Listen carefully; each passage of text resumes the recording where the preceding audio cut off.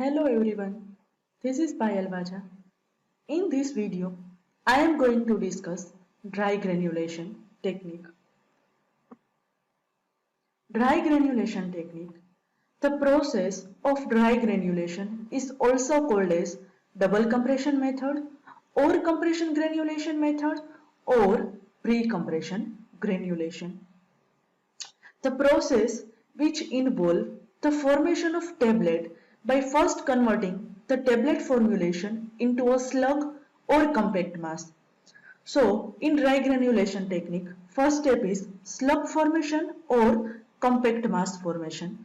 After mass are formed, they are screened out with the help of various size of sieve to form a uniform size fine granules. The technique that is suitable for those drugs which are moisture sensitive, that is degraded at higher temperature and administered in higher dose, because in dry granulation technique we didn't use any type of liquid, so particularly it is useful, this method is useful for moisture sensitive drugs. That is the flow chart of dry granulation technique. In first step, drug is grinded. After grinding, drug and excipients are mixed with the help of mixture. In next step, drug excipient mixture is compressed out with the help of compaction roller. After compaction, mixture is crushing out. After crushing, drug excipient mixture is screening out with the help of various number of sieve. And finally, drug excipient mixture is mixed with the help of lubricant and tablet is compressed out with the help of tablet compression machine. There are the various steps of dry granulation technique. First one is grinding. In grinding, drug is added to the granulator and grinded. Second one is blending or mixing. The suitable adjuvant or excipients are added and mixed in a blender. Next one is compaction.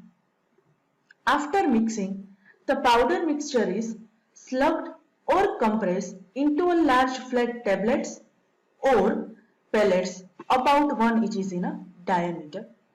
On large scale, roller compactor is also preferred.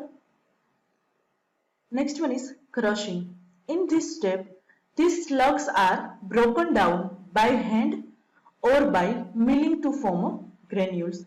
Next one is screening. In screening, the granules undergo a dry screening through a desired mesh for sizing purpose. Next one is blending or mixing. In this step, finally the lubricating agent is added and mixed thoroughly in a blender. Last step is tablet press.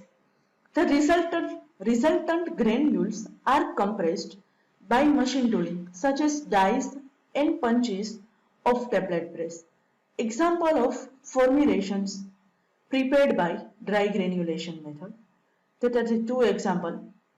First one is formulation of acetyl salicylic acid tablets and second one is formulation of vitamin B complex.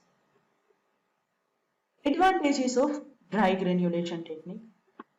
In this technique, less number of equipments are required compared to wet granulation method.